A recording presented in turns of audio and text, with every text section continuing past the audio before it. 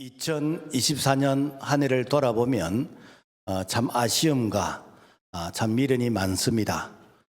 뒤돌아보면은 그때 내가 좀 더 열심히 할 걸, 신앙적으로 좀 더 기도할 걸, 좀 더 전도할 걸, 또 사람과의 관계에서 내가 좀 더 참고 인내할 걸, 좀 더 사랑할 걸, 그러면서 다 끌끌끌하게 되어집니다. 인생을 실패한 사람들과 지옥에 간 사람들의 공통점은 하나같이 그들이 끌끌끌 한다라는 것입니다. 그때 예수 믿을 걸, 그때 순종할 걸, 그때 교회 나갈 걸, 그러면서 참 이렇게 후회하게 되지는데 후회는 기회가 없다라는 것입니다. 그렇다면은 나는 한 해 동안 내가 뭘 잘하고 뭘 잘못했는지 내 자신은 알고 있을까? 이걸 모르면서 우리가 새해를 준비한다라는 것은 사실상 이렇게 2024년의 연장선상에서 2025년을 사는 것이지 새해는 없습니다. 새해가 되려면은 내가 잘한 것은 계속 잘하고 잘못된 것은 가감하게 수정해서 실수를 반복하지 않는 자에게만 새해가 희망이 될 수 있다라는 것입니다.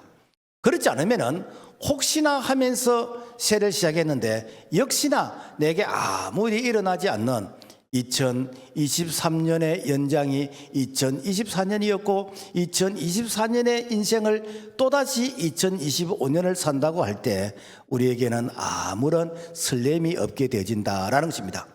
공부 잘하는 학생은 메타인지가 높다라고 얘기합니다. 메타인지는 내가 무엇을 알고 무엇을 모르는지 구분하는 인지 능력입니다. 그래서 공부 잘하는 학생은 내가 아는 것과 모르는 것을 정확하게 구분을 합니다. 그래서 모르는 것은 내가 더 보충하면 되기 때문에. 그런데 공부를 못하는 학생은 아는 것도 모르는 것도 구분이 안 됩니다. 그러니까 이게 내가 아는 것 같은데 실제는 모르고 있는 그런 부분들. 그래서 세상에는 두 가지 종류의 지식이 있다라고 합니다. 하나는 내가 알고 있다는 느낌은 있는데 남에게 설명을 하지 못하는 지식. 이게 죽은 지식입니다. 둘째는 내가 알고 있다는 느낌뿐만 아니라 남에게 설명할 수 있는 지식입니다. 이게 살아있는 지식이요. 내가 안다는 것을 설명할 수 있는 이 지식만이 진짜의 내 실력이고 이것이 진짜 이렇게 활용이 되어지는 지식이다라는 것입니다. 우리 신앙생활도 마찬가지입니다. 우리가 흔한 말로 구원의 확신을 이야기하잖아요. 그래서 집사님 구원받았습니까? 예, 구원받았습니다. 그럼 구원받았던 게 뭐지요? 내가 교회 나가니까 구원받았지. 그게 아니고 내가 구원받았다는 것을 내가 설명을 할 수 있어요. 내 언어로서 고백이 돼야 됩니다. 그렇지 않으면은 내가 유사 구원에 속을 수가 있는 어쩌면은 종교인에 길들여져 있는 그런 삶이 될 수 있다. 그래서 유행 따라서 이리 흔들리고 저리 흔들리고 흔들릴 수 있다라는 것입니다. 그래서 내가 신앙생활을 잘한다고 느끼는 것과 실제로 그 잘한다는 것을 실천하는 것과는 하늘과 땅 차이입니다.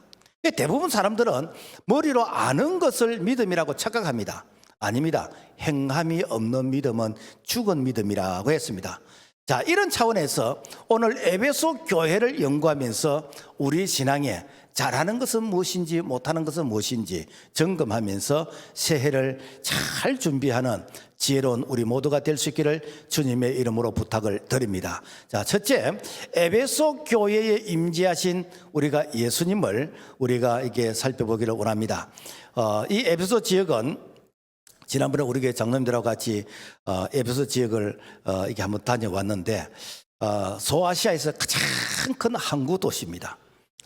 당시 에베소 항에는 거대한 아데미 신전이 있어요. 지금도 그 신전에 그런 흔적들이 많이 남아 있는데 기둥이 156개나 되는 그런 신전이 있었습니다. 그 신전에는 남녀가 혼음하는 제사를 드리는 그야말로 음란으로 타락한 바로 그런 곳이었습니다. 또 신전에 바치는 돈이 너무 많아서 그 시대에 에베소 은행이 세워질 정도로 돈이 많았어요. 사도 바울은 이곳에 두라노 서원을 세워서 약 3년간 열심히 말씀을 가르쳤습니다. 그래서 바울이 에베소 교회 1대 목회자이고 그리고 디모데가 2대 목회자이고 그리고 사도 요한이 3대 목회자가 되었습니다. 뿐만 아니라 브리실라 아굴라 부부가 헌신한 곳이기도 합니다. 당시 최고의 성직자들, 최고의 성도들이 모인 그런 유명한 교회가 바로 에베소 교회입니다. 지금 말하면은 우리나라의 항구 도시 부산과 같은, 그러니까 부산에는 많은 무역을 하다 보니까 그러다 보니까 돈이 많이 유통이 되어지고 또 이 항구 도시의 특징이 이렇게 그 미신을 많이 섬기는 그런 곳입니다.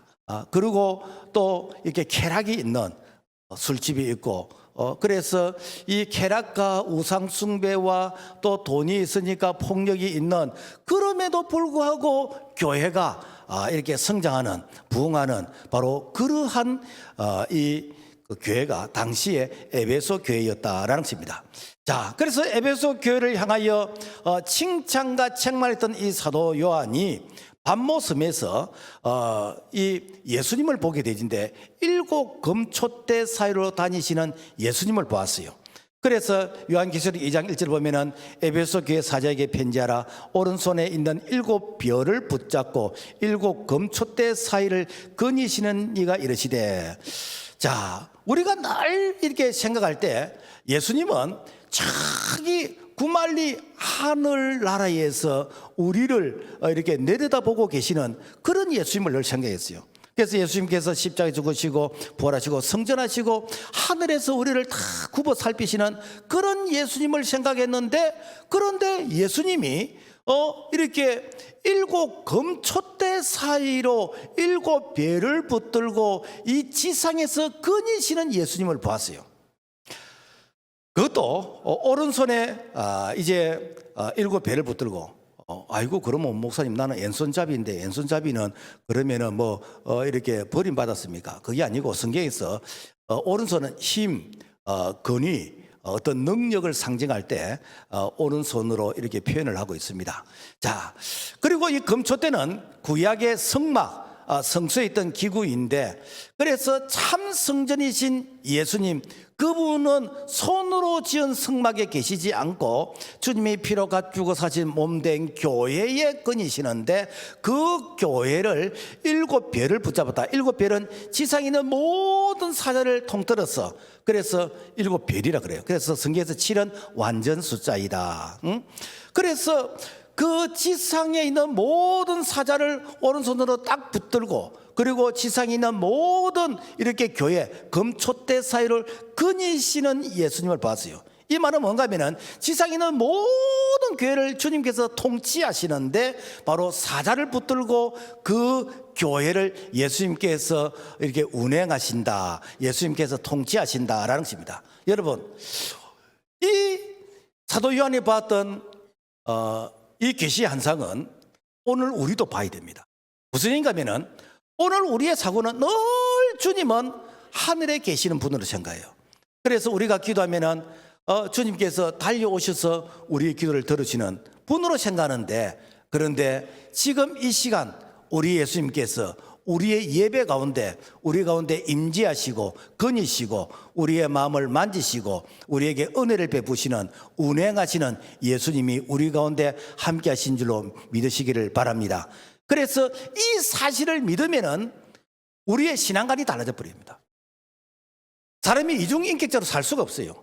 왜? 예수님이 내 곁에, 내 앞에 계시는데, 성령으로 계시는데, 그리고 예수님께서 주의 사자를 붙들고 대언의 말씀을 하시는 거라. 예수님이 직접 말씀 아니잖아요. 그래서 오른손에 딱 붙들고 계시는 이 사자를 통해서 주님의 말씀을 대언하게 하시요. 그래서 보면은 에베소 교회 사자에게 편지하노니, 버가모 교회 사자에게 편지하노니, 이게 스무나 교회 사자에게 편지하노니, 두아 교회 사자에게 편지하노니, 이는 무엇인가? 그 지상에 있는 교회들에게 주님께서 사자를 씌워서 주님의 말씀을 대언하게 하시는 거예요. 이 시간은 주님이 오늘 우리에게 대언의 말씀을 하시는 그러한 은혜가 임하는 시간인 줄로 믿습니다. 자, 그래서 이 사실을 믿으면요, 그러면은요, 우리 신앙관이 달라져 버리고 우리가 신앙의 소위 말해서 믿음과 그리고 능력을 우리가 이제 생활 속에서 경험할 수 있다라는 것입니다. 그 다음에 이제 에베소 교회를 향해서 칭찬하시는데 이 성경에 칭찬과 책망이 동시에 있는 장이 마태복음 25장에 보면은 달란트 비유입니다. 그래서 부지런하게 열심히 일한 그런 자, 5달란트, 2달란트 받은 자에는 착한 종아, 충성된 종아, 그러면서 주인의 즐거움에 참여할지라면서 칭찬하셨고, 그다음에 1달란트 받은 자는 땅속에 묻어두는데 악하고 게으른 종아라고 하면서 책망을 했습니다. 자, 이렇게 칭찬과 책망을 하셨던 주님께서 오늘 에베소 교회도 역시 칭찬도 하시고 책망도 하셨어요. 요한계시록 2장 2절에서 3절의 말씀 보면은 같이 한번 읽어볼까요? 시작. 내가 너 행위와 수고와 너 인내를 알고 또 악한 자들을 용납하지 아니한 것과 자칭 사도라 하되 아닌 자들을 시험하여 그의 거짓된 것을 너가 드러낸 것과 또 내가 참고 내 이름을 위하여 견디고 게으르지 아니한 것을 아노라. 응? 그러면은 뭘 칭찬한가? 너 행위를 칭찬한다는 행위. 그러니까 이 에베소 교회는 행함이 있는 그런 믿음을 살았다는 거예요. 그래서 그 행함이 있는 그 행위를 이렇게 칭찬했는데, 그러면은 어떤 이렇게 행함의 칭찬을 받았을까? 응? 우리가 속담에 부뚜막에 소금도 집어넣어야 짜다, 이런 속담이 있잖아요, 그죠? 그러니까 아무리 부뚜막에 뭐 소금이 많이 재어 있다 할지라도 그 소금 부대를 찢어서 그래서 물 속에, 음식 속에 이렇게 소금을 넣어야 짜고 맛을 내고 부패를 방지할 수 있잖아요. 그런데 그 소금 부대만 자랑하는, 와, 우리 집에 소금 많다, 이야, 우리 집에 소금은 천일염이고 히말라야 소금이고 중국산 소금이다, 그 소금 부대 상표를 자랑해봐야 아무런 맛이 나오지 않습니다. 오늘날 많은 성도들이 이렇게 자기의 상표를 자랑합니다. 나는 몇 대째 집안이다, 나는 어릴 때부터 교회를 다녔다, 나는 교회에서 무슨 양육 가정을 개쳤다, 나는 교회에서 이렇게 뭐 장립주 사이다, 나는 권사다, 장로이다, 상표를 자랑하는데 이 상표가 찢어지면서 내가 그 현장에서 이 복음을 내가 실천하는 그 실천이 없다 그러면은 이것은 녹지 않는, 그야말로 부뚜막에 재어 있는 이런 소금 부대와 같다라는 것입니다. 그런데 에베소 교회는 그야말로 실천을 했다는 거예요. 실제 내가 믿음의 그런 삶을 현장에서 실천했다는 거예요.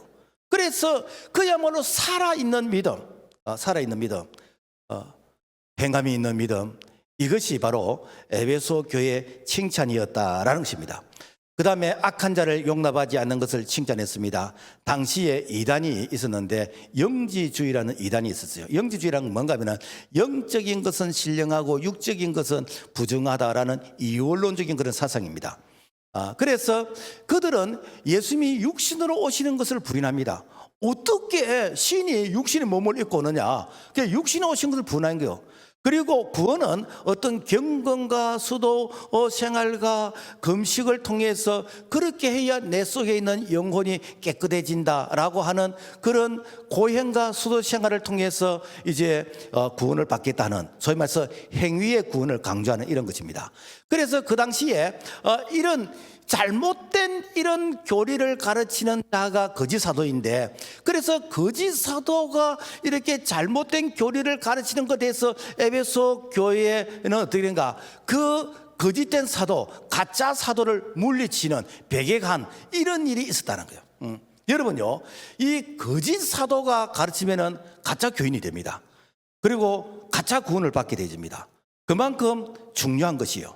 지금 말하면은 이 신천지나 안상홍 집단이나 여호와의 증인과 같은 이런 자들, 그래 이런 자들은 예수를 부인하는 것이요. 그 예수 자리에 자기 이름을 넣는 것이요. 그리고 성령 자리에 자기 이름을 넣는 것이요. 그러니까 이런 자들은 그야말로 이렇게 교회 이름 팔고 예수 이름 팔아서 결국에는 자기를 드러내는, 그래서 성도들을 지옥으로 끌고 가게 되지는 바로 이런 자들이 이단들입니다. 그래서 이단은 절대로 천국 못 갑니다. 이단은. 그런데 에베소 교회는 이런 자들을 물리쳤다는 것입니다. 이런 자들을 배격했다는 것입니다. 우리가 이제 그 이단에 대한 이 정의를 좀 잘해야 되는데, 보통 이게 신앙에 어떤 신학적인 깊이가 없는 사람은 내하고 다르면은 이단이라고 말을 하는데, 이단은 성경에 딱 정해져 있습니다. 예수 그리스도가 육시로 오시는 것을 이렇게 부인하는 자, 예수 그리스도 그분이 하나님의 아들이신 걸 부인하는 자, 예수 그리스도 그분께서 날 위해서 십자 달려 죽으시고 그리고 부활하시고 성천하시고 다시 오실 예수를 부인한, 이게 이단입니다. 그 나머지 부분들은 사실 어찌 보면은 이제 감정적인 것이고, 사실은 이렇게 우리와 다르다는 것을 틀리다고 표현한 것인데, 성경에서 이단은 분명하게 이렇게 못을 받고 있습니다. 그래서 우리가 이런 잣들을 딱 가지고 보면은 이단이다 아니다라는 것들을 우리가 이렇게 바로 우리가 구분할 수 있는데, 그래서 이 에베소 교회는 예수 그리스도가 육신으로 오신 것을 부인하시는 거예요. 그러니까 이게 가짜 사도가 되는 것이죠. 그래서 이런 것들을 배격한 교회가 에베소 교회입니다. 칭찬받을 만하죠. 그리고 에베소 교회는 참고 견디고 게으르지 아니한 것을 이렇게 칭찬받았습니다. 자, 그 에베소 교회는 바울이 3년간 머물면서 이 복음을 전했는데, 얼마나 열심히 복음을 전했는지, 이 3년 동안 복음을 전하니까 거기에서 마술하는 자들이 이제는 장사가 안 돼서 그 마술한 책을 다 모아가지고 불에 태우게 되지는 이런 일들이 일어났어요. 지금 말하면은 교회가 얼마나 열심히 장유에서 복음을 전했는지, 장유의 술집이 문을 닫았고, 그 다음에 철학과 무속인들이 장사가 안 돼서 다 떠나게 되지고, 이런 일들이 일어났다라는 것이 에베소 교회예요. 그러니까 에베소 교회는 그 당시에 이렇게 말씀도 많이 가르치고 전도도 하게 되는 것이고 기도도 하게 되는 것이고 부지런하고 열심을 품고 정말 칭찬받을 만하잖아요. 그죠? 정말 오늘날 에베소 같은 이런 그 교회, 정말 우리가 닮아야 될 그런 이렇게 교회 롤 모델이다라는 것입니다. 그런데 그런 에베소 교회에 책망을 합니다. 책망. 그러니까 뭘 책망할까? 처음 사랑을 버렸다는 거예요. 요한계시록 2장 4절 보면은, 그러나 너를 책망할 것이 있나니 너의 처음 사랑을 버렸느니라. 쉬운 말하면 첫사랑을 버렸다 이 말. 첫사랑. 신랑 신부가 사랑하기 때문에 결혼하잖아요. 그죠? 그래서 어제도 우리 교회 청년이 결혼을 했는데, 그때 그 모습을 평생을 유지한다면요, 여러분 천국이 따로 없습니다. 그게 천국이에요. 그래서 평생 그 모습을 참 이렇게 유지하며 사는 이것이 이제 신앙의 자기 관리인데, 그래서 이제 보통 수약을 하잖아. 그죠? 가난해도 병들어도 검은 머리가 파뿌리가 될도록 살아가겠느냐, 예 하고 고백합니다. 다 여러분은 고백했잖아요. 그런데 살다 보니까 그때 고백은 언제 했는지 모르겠고, 그 살다 보니까 사랑이 식어지고, 결혼 생활이 의무가 되어지는 것이고, 그러면서 사랑하기보다는 사랑을 받고 싶고, 그러면서 똑같이 우리가 일을 나눠서 하자. 그러면서 뭐 이렇게 요즘은 그 남자들도 그 육아 이렇게 돌봄을 직장 갔다 와서 또 하더라고 보니까.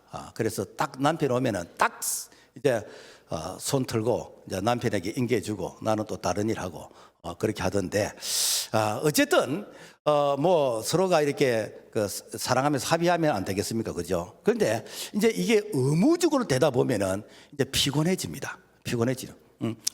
이게 결혼 생활을 의무적으로 하다 보면은 자꾸만 삐그덕거리게 되는 것이고, 그러면서 이제 좀 그 건조해지는, 그 사랑이 이제 메마른 이런 부분들이 이제 드러나면서 자꾸만 이제 밖에 다른데 이제 눈을 돌리게 되지는, 여러분요 밖에 나가면은 여러분요 못된 여자들이 얼마나 오빠야 왔다, 뭐 이렇게 사장님 오셨다, 회장님 오셨다 하면서 유혹을 많이 하는지. 그런데 참 우리 교회 이게 집사님들 이렇게 회사와 집과 교회만 왔다 갔다 시계추처럼 다니는 분들, 이런 분들은 여러분요 정말 업어드려야 되는 거예요. 정말 존경해야 되는 겁니다. 여러분 성자입니다. 성자. 밖에 나가면 얼마나 순화가 많은지, 얼마나 욕을 많이 하는지. 그래서 이제 이게 자꾸 이 결혼 생활이 몸이 건조해지니까 바람도 피우고 그렇게 하잖아요. 그런데 우리 예수님께서 예수님과 교회와의 관계를 이게 신랑과 신부의 관계로 이렇게 설명을 합니다. 에베소서 5장 25절 남편들아 아내 사랑하기를 그리스도께서 교회를 사랑하시고 그 교회를 위하여 자신을 주심같이 하라. 에베소서 5장 32절 이 비밀이 크도다 나는 그리스도와 교회에 대해서 말하노라. 그러니까 예수님이 신랑이시고 오늘 교회가 신부라는 거예요. 아이고 목사님 나는 남자인데 어떻게 신부입니까? 이렇게 영적으로는 사실 이렇게 뭐 결혼해서 아기 낳고 그게 아닙니다. 영적인 자녀를 낳는 것이지.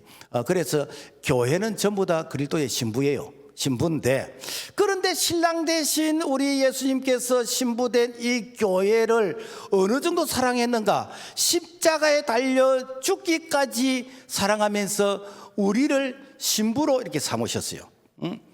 그래서 고대 사회에서는 이게 결혼을 할 때 신랑 되는 사람은 이게 신부를 데리고 오기 위해서 그 신부 집에 그 신부의 몸값을 지불을 했습니다.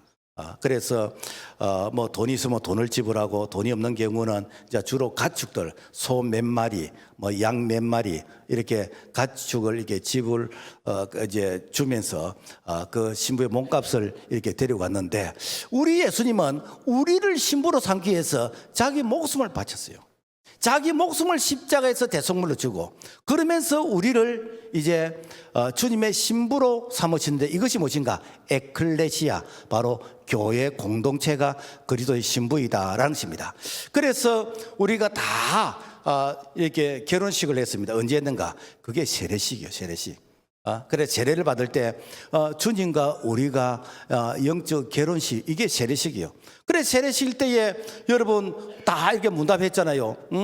자, 과거 모든 죄악을 버리고 이제는 그리스도를 구주로 영접하고 이제는 새로운 삶을 살기로 서약합니까? 예 하면서 다 대답했잖아요. 근데 그 서약 다 잊어버렸을 거지요. 우리가 교회에서 어떤 중요한 역할을 맡을 때에 교회에서 어떤 중요한 그런 중직을 맡을 때 임직을 할 때에 그래서 장립지사로서 권사로서 장로로서 이렇게 임직을 할 때 그때 공회 앞에서 하나님 앞에서 우리가 이렇게 다 서약을 했잖아요. 그런데 그 서약 여러분 기억하고 있는 분 몇 분이 됩니까? 그때의 그 서약을 늘 내가 설레이는 마음으로 기억한다면요 그 사람은 신앙생활에서 대성합니다. 성공합니다. 그런데 그 서약을 잊어버리는 거라. 그래서 우리가 잊지 않기 위해서 우리가 경건의 훈련을 하잖아요. 그런데 일반적으로 잊어버립니다. 잊어버리니까 어떻게 됩니까?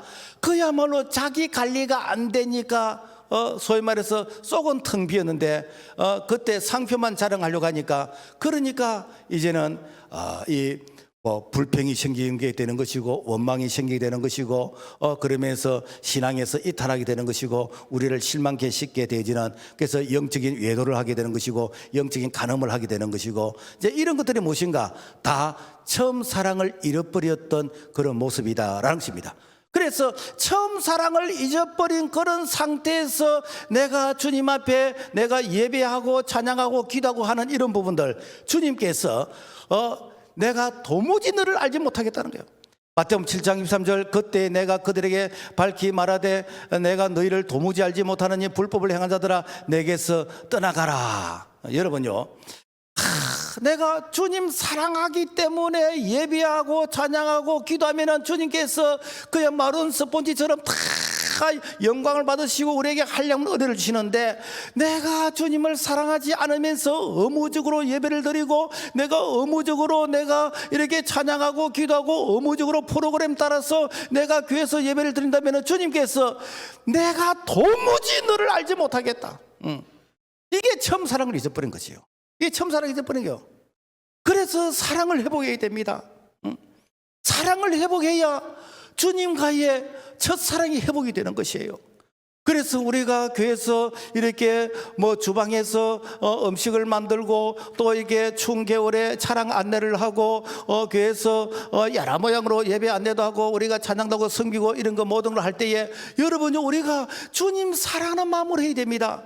소위 말해서 신랑을 사랑하는 그런 마음으로 신부가 해야 그래야 이렇게 신랑이 이렇게 기뻐하면서 신부를 사랑하는 그런 은혜가 주어진다라는 것입니다. 그렇지 않으면 어젠가 의무적으로 하면은 네가 마당만 밟을 뿐이지 내가 도무지 너를 알지 못하겠다는 거예요. 에베소 교회가 이런 죄를 범했다는 거예요. 이런 죄를.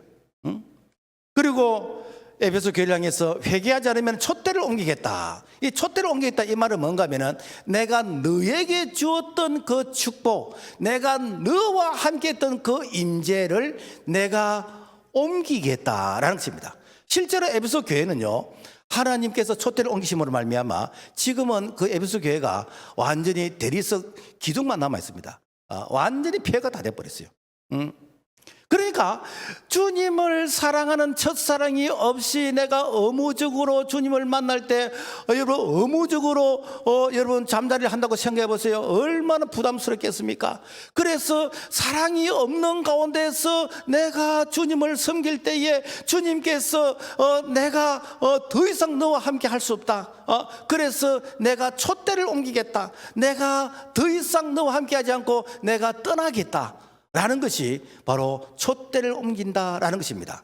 그래서 이런 자를 향해서 경고를 합니다. 예레미야 14장 12절 그들이 금식할지라도 내가 그 부르짖음을 듣지 아니하겠고 번제와 소제를 드릴지라도 내가 그것을 받지 아니할 뿐 아니라 칼과 긴과 전염병으로 내가 그들을 멸하리라. 무슨 얘기지요? 네가 나를 사랑하지 않으면서 예배하고 네가 나를 사랑하지 않으면서 기도하고 섬기고 봉사하고 하는 거 내가 듣지를 않겠다는 겁니다. 너의 번제 소제 내가 받지를 않겠다는 것입니다. 오히려 칼과 긴과 전염병 무엇인가 내가 너를 징계하겠다는 것입니다. 여러분 촛대는요 우리에게 이 축복의 도구입니다. 하나님께서 우리를 축복하실 때 그냥 축복 안 해요. 어떻게 합니까? 하나님께서 항상 우리에게 촛대를 먼저 줍니다. 그 촛대가 뭐인가? 사명의 촛대, 은사의 촛대, 직분의 촛대, 다양한 그런 이게 축복의 촛대를 우리에게 주시는 거예요. 그러면서 네 이거 해볼래? 네 이거 해볼래? 그래서 작은 것에 충성하면은 이게 더 많은 것을 맡겨주면서 주인의 즐거움에 참여하게 하는 이것이 바로 촛대의 축복입니다. 그런데 이 촛대의 가치를 모르면은 내가 이 촛대가 주님께서 나를 통해서 일하시는 축복하시는 그 동기 그리고 근거인데 이걸 내가 무시해버리면 어떻게 되는가? 그야말로 주님의 축복이 지나가 버리는 거예요. 그래서 우리는 늘 영적인 선한 욕심이 있어야 됩니다. 선한 욕심이 돼요. 주님께서 우리에게 축복 금덩어리 그렇게 써가지고 오질 않아요. 늘 우리에게 촛대를 통해서 우리에게 찾아오십니다. 여러분 성경에서 촛대를 빼앗긴 자가 여러분 얼마나 많습니까? 에스가 이 장자권을 소홀히 여겼어요. 그런데 배가 고픈데 이 장자권 이거 가지고 있으면 뭐해? 그래서 이 동생 야곱에게 팥죽 한 그릇에 이 장자권을 팔아버렸어요. 만약에 이 장자권의 가치를 알았다 그러면은 여러분 팔지 않았을 것입니다. 그럼 장자권이 무엇인가?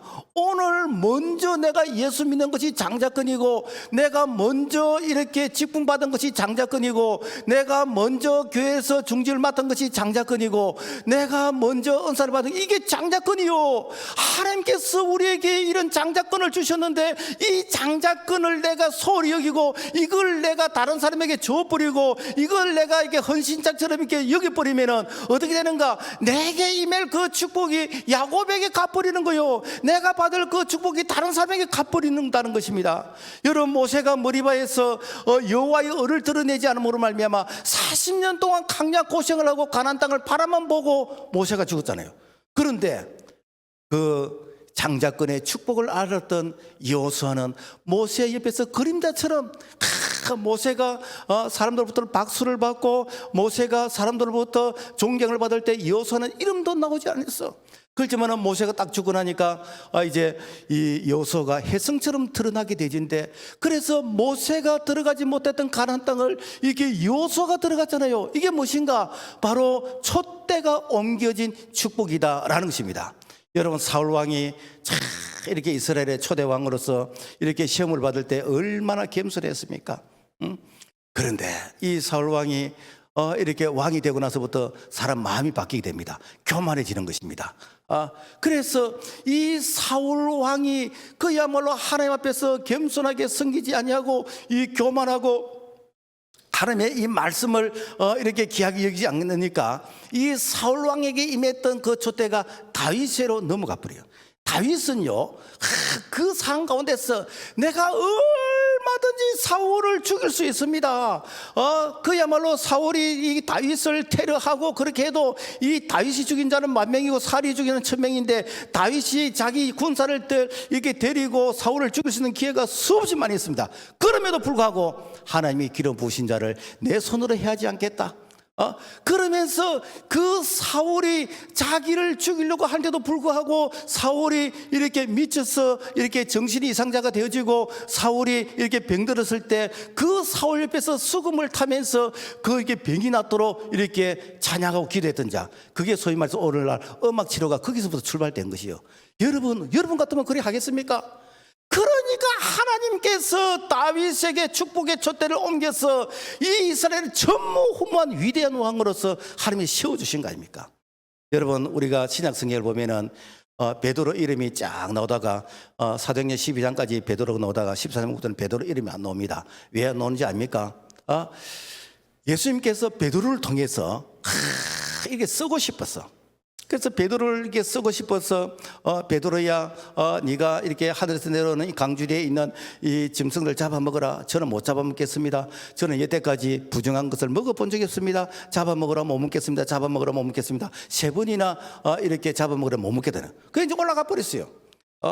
나중에 이렇게 고넬료 가정에서 사람을 보냈는데 여기 베드로 사도님 계십니까? 예, nen데요. 우리 주인님이 말씀하시는데 이렇게 해서 모시고 오라 그래. 그래 갔더니 고넬료의 가정에서 지금 말하면 부흥회, 이게 가족 부흥회를 준비하고 있어. 그런데 이 베드로가 가서 이런 얘기를 합니다. 내가 유대인으로서 이방인들에게 오는 것이 불법이고 이것이 이게 온당하지 않지만은 하나님이 강건적으로 가라 해서 왔습니다라고 하면서 말씀을 전했는데 그 고넬료 가정이 참 다 예수를 믿게 되었어요. 문제는 거기까지만 베드로가 딱 쓰임 받고 그 다음부터는 베드로 이름이 나오질 않습니다. 누가 나오는가? 바울이 나와요. 바울이. 왜 바울이 나오는가? 이 바울은 마음이 열려졌어요. 바울은 유대인에게도 마음이 열려있고 이방에도 열려있고 땅끝까지 마음이 열려 있습니다. 그러니까 말 잘 듣는 이 바울을 통해서 땅끝까지 복음을 전하도록 바울을 사용하시는 거예요. 얼마나 하나님께서 이 바울에게 이게 능력을 주시고 은혜를 주시는지, 이 바울의 이 그 손수건을 앞치마만 가져가서 병든 자에게 얹어도 나을 정도로 하나님께서 바울을 쓰시는 거예요. 이게 무엇인가? 촛대가 옮겨지는 거예요. 촛대가. 여러분요, 촛대를 귀하게 여기게 됩니다. 왜 북한이 저렇게 못 삽니까? 북한이 통계적으로 볼 때 1976년까지 우리보다 잘 살았습니다. 북한은요, 사실은 산이 많기 때문에 평야가 별로 없어. 우리 남한에는 뭐 이게 호남 평야, 기나 평야, 나주 평야, 평야가 얼마나 많은지. 그런데 북한은 1차 산업 때 평야가 별로 없어요. 그럼에도 불구하고 북한이 잘 살았어. 왜 잘 살았지요? 북한은 1907년 평양 대부흥운동이 일어났고 평양에 신학교가 있게 되어지고 평양이 쫙 두만강까지 이렇게 복음이 전해져서 그야말로 이 북한이 동양의 예루살렘이라 그랬어요. 하나님이 그 이유 때문에 북한을 축복하셨는데 저 북한 땅에서 1948년 9월 9일 이 신사참배를 가결하게 되는 것이고 이게 공산 사상을 받아들이면서 이제는 교회가 폐쇄가 되는 것이고, 그리고 이게 예수님 사람들을 잡아서 이제 감옥에 가두고 이렇게 하면서부터 이 촛대가 남한으로 넘어와 버렸어요. 남한은 그야말로 자고 나면 교회가 생기고 자고 나면 교회가 생기고 그러면서 오늘 세계 경제 10위까지 있게 된 거, 이게 전적으로 하나님께서 축복의 촛대를 세워주신 은혜인 줄로 믿습니다. 이게 은혜예요. 그런데 오늘날 이 가치를 잘 몰라요. 오늘 하나님께서 주신 이 축복을 모르고 자꾸만 축복의 촛대가 옮겨졌던 그 종북의 이런 사상, 그리고 공산주의 이런 사상을 자꾸만 흠모합니다. 그러면 여러분요, 대한민국에 있는 촛대가 또 옮겨져 버립니다. 여러분, 우리가 촛대를 붙잡아야 되는 것이요, 이 촛대가 축복입니다. 하나님의 임재인 것입니다. 그러므로 말미암아 우리가 이 촛대를 절대로 놓치면 안 돼요. 이거는 영적인 안목으로서 우리가 사랑해야 되는 것입니다. 그래서 이 촛대를 붙들고 이 촛대를 통해서 하나님의 임재와 하나님의 축복을 우리 모두가 경험할 수 있기를 주님의 이름으로 축복합니다. 자, 그렇다면 에베소 교회의 이 결단을 우리가 살펴봐야 되겠는데, 그래서 회개하여 처음 행위를 가지라는 거예요.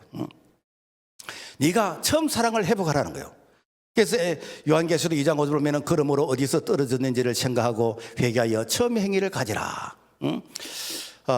뭐 이렇게 에베소 교회가 뭐 대단한 죄를 지었다는 게 아닙니다. 무슨 살인죄를 지었다거나 뭐 도둑질을 했다거나 뭐 이렇게 헌금을 떼먹었다거나 뭐 그런 죄를 지은 게 아니에요. 우리가 생각할 때 흔히들 있을 수 있는 첫사랑을 잃어버린 것, 그런 정도는 그냥 뭐 우리가 뭐 있을 수 있는 그런 일이라고 생각할 수 있는 그 첫사랑을 잊어버렸는데, 이것을 네가 회개하라는 거예요. 이것을 회개하라. 한마디로 사랑이 없이는 아무 소용이 없다는 것입니다. 고린도서 13장 3절 내가 내게 있는 모든 것을 구제하고 내 몸을 불사르게 내줄지라도 사랑이 없으면 내게 아무 유익이 없느니라. 그리고 바울은 이렇게 사랑 가운데서 뿌리를 내리라고 권면하고 있습니다. 에베소 3장 17절 너희가 사랑 가운데서 뿌리가 박히고 터가 굳어져서 너희 모든 성도와 함께 지식에 넘치는 그리스도의 사랑을 알라. 그러니까 우리가 주님을 섬기되 사랑으로 섬기라. 우리가 형제를 섬기되 주님의 사랑을 우리가 형제에게 이렇게 전달하는, 그래서 사랑이 없는 가운데서 이렇게 섬기는 이것은 그야말로 이중의 마음이요. 그러니까 마음은 없는데 몸만 하는 것이요. 여러분 생각해 보세요. 사랑하지 않으면서 한 집에서 같이 산다. 사랑하지 않으면서 여러분 잠자리를 같이 한다. 얼마나 여러분 부담스럽고 껄끄럽겠습니까? 그죠? 정말 껄끄럽죠. 자, 그래서 우리 예수님은 우리를 그러면 얼마나 사랑했을까? 우리를 빌보서 1장 8절 보면은 내가 예수 그리스도의 심장으로 너희 무리를 어떻게 삼은지 하나님이 내 정이시라. 자, 그래서 예수님은 우리를 사랑하시는데 십자가에 달려 죽기까지 사랑하네요. 그게 주님의 심장이요. 주님의 심장. 그래서 주님은 우리를 죽기까지 우리를 사랑하는데, 우리는 주님의 이 사랑한다는 이 고백이 세월이 지나면서 시간이 지나면서 점점점 탈색되어 버리고 무늬만 있고 모양만 있지 실질적으로는 전혀 이런 영향력이 없는 이런 모습. 만약에 우리가 이렇게 2024년을 살았다면 2025년 새해는 우리가 첫사랑을 회복해야 하나님께서 우리에게 새해는 희망이 될 것이고 축복이 될 줄로 믿습니다. 자, 그래서 이 첫사랑을 이렇게 회복해야 되는데, 이 하나님은 우리를 사랑하시는데 얼마나 사랑하시면은 아가서 2장 5절 보면 내가 사랑함으로 병이 생겼습니다. 하나님이 우리를 짝사랑해서 병이 생겼다는 거. 우리가 스바냐 3장 17절의 말씀 보면은 하나님이 우리를 사랑하시는데 잠잠히 사랑하시며 그 기쁨을 이기지 못하시며, 그래서 하나님께서 우리를 바라보실 때 그야말로 한박 그 웃음을 머금으시고 우리를 바라보시는, 여러분 하나님의 사랑이 요즘은 이게 할아버지 사랑이래요. 손주를 바라보는 할머니 사랑이에요. 그래서 이 할아버지 할머니가 손주를 바라볼 때에 그 엄마 아빠는 뭐 이렇게 욕심 많고 기대가 있지만 할아버지 할머니는 그런 욕심이 전혀 없거든. 그냥 이뻐서 바라보는 거라. 그래서 잠자는 아이, 놀고 있는 아이를 바라볼 때 그냥 좋아서 눈웃음을 이게 지으면서 이게 입이 귀에 걸려가 딱 바라보고 있는데, 우리 하나님이 그렇게 살아가신다고요. 우리를 바라보실 때에 하나님께서 그 기쁨을 이기지 못하시면서 우리를 잠잠히 사랑하시는, 이게 하나님의 우리를 향하신 사랑이라. 뿐만 아니라 주님은 죽기까지 사랑하시는데 빌보서 2장 8절 죽기까지 복종하니 그 십자가에 죽으심이라. 자, 이렇게 주님은 우리를 사랑하시고 하나님은 우리를 사랑하시는데, 그런데 나는 어디에서 주님을 사랑하는 그 사랑이 내가 식어졌는지, 어디에서 주님을 사랑하는 그 사랑이 내가 멀어졌는지 우리 자신을 한번 돌아봐라, 점검해봐라 라는 것입니다. 여러분, 성경에 보면은 한때 쓰임 받다가 주님께 버림받은 자들 되게 많습니다. 가룟 유다, 이렇게 제자들 중에서 이렇게 총무 역할을 했던, 회계 역할을 했던 자라요. 아간, 아나니아, 삽비라, 이런 자들은 다 물질의 유혹을 이기지 못해서 믿음에서 떨어졌어요.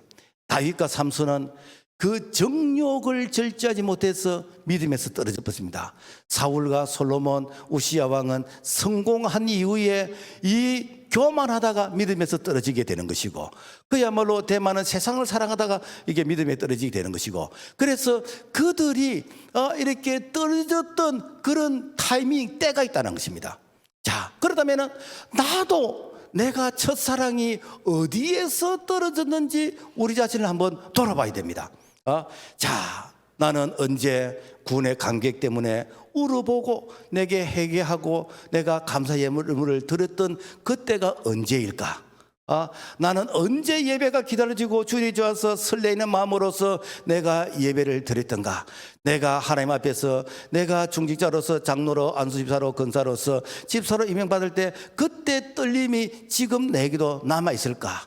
여러분, 첫사랑을 회복하지 않으면요, 사랑의 불감증이 됩니다. 이 사랑이 나중에는 무거운 짐이 되어져서 마치 김 빠진 사이다처럼 그 맛을 잃게 되는 것이고 영향력을 잃게 되는 것이고, 그러면서 내가 그리스도인이랑 이것 자체가 부담이 되어지는 것입니다. 그래서 모든 걸 다 사랑으로 하라. 사랑하면은 다 되는데, 그래서 사랑하지 않으면 사면 어떠리인가? 모든 게 삐그덕거리는 거예요. 여러분, 아기 낳기 위해서 결혼한 사람이 있습니까? 사랑하면 아기 낳습니다. 우리가 전도 의무적으로 하면 힘듭니다. 예수님 사랑하면 우리가 전도해서 영적인 자녀를 낳게 되지요. 우리가 예수님 사랑하면 주님 만나서 속삭이는데 그게 기도 아닙니까? 우리가 예수님 사랑하면 주님을 섬기는 마음으로 교회를 섬기는 거, 이게 헌신 봉사 아닙니까? 그래서 저 서울을 갈 때 가장 빨리 가는 길은 그는 사랑하는 사람과 같이 여행을 가는 것이다.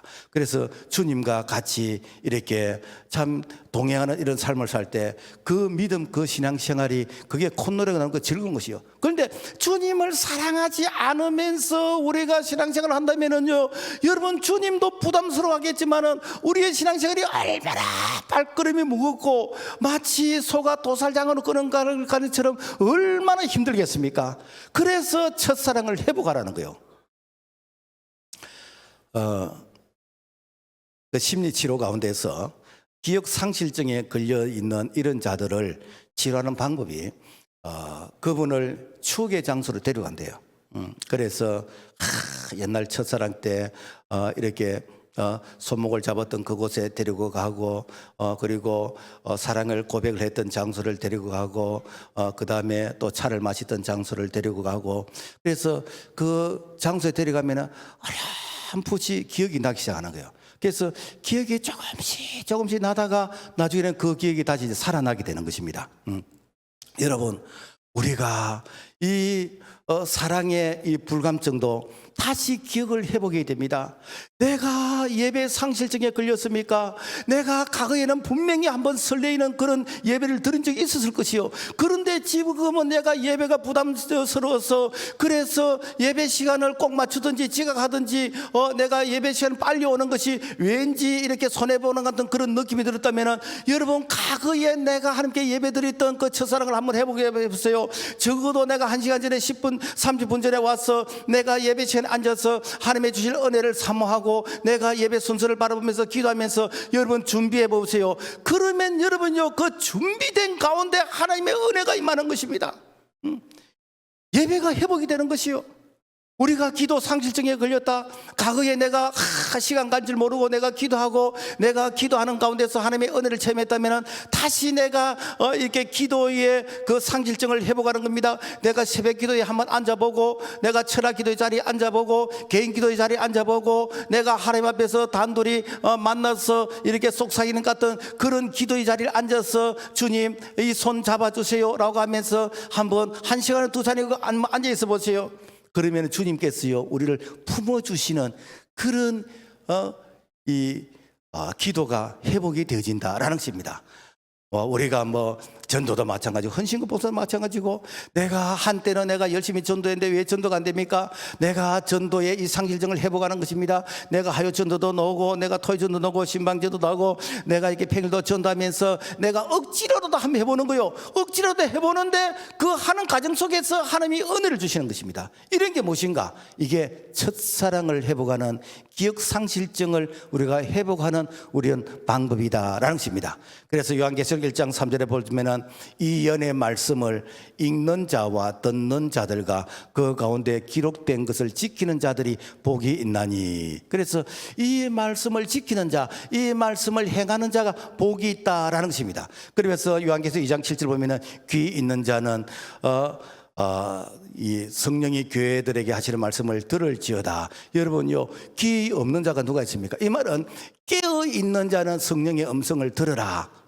오늘 이렇게 이 사자 이렇게 목사님이 말씀을 전하는 이것이 주님께서 오늘 우리에게 주시는 이게 음성으로 듣고 이 말씀을 내가 듣고 순종하는 자, 이런 자들에게는 하나님께서 그런 자에게 복을 주시는, 어떤 복을 주신가? 생명나무의 축복을 주신다.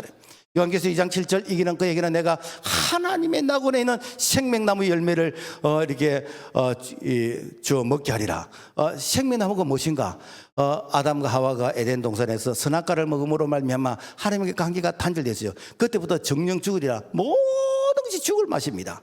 그런데 둘째 아담으로 오신 예수 그리스도 그분께서 십자가에서 이 선악과를 반납하시고 부활하심으로 말미암아 우리에게 생명나무가 되어 주셔서, 그래서 이기는 자에게는 예수 그리스도 그분을 먹는, 그분이 우리의 생명이 되어지는, 그분이 우리와 함께 하시는 이런 은혜가 주신다는 거예요. 그러니까 예수 그리스도 그분으로 말미암아 우리에게 생명의 역사, 이렇게 번성의 역사, 충만의 역사, 정복의 역사, 다스림의 역사, 이 창세기 1장 28절에 이 약속하신 이 축복이 오늘 예수 그리스도 그분을 통해서 이기는 자에게 생명나무의 이런 축복을 우리에게 허락해 주신 줄 믿습니다. 말씀을 맺겠습니다. 에베소 교회 칭찬은 오늘 이 시대에 우리가 또다시 새해도 칭찬받기를 바라고, 그런데 에베소 교회의 책망은 다시 반복하지 않도록 그렇게 해야만이 우리에게 새해가 있는 것이고, 그렇게 해야 우리의 신앙과 우리의 이 인생의 걸음이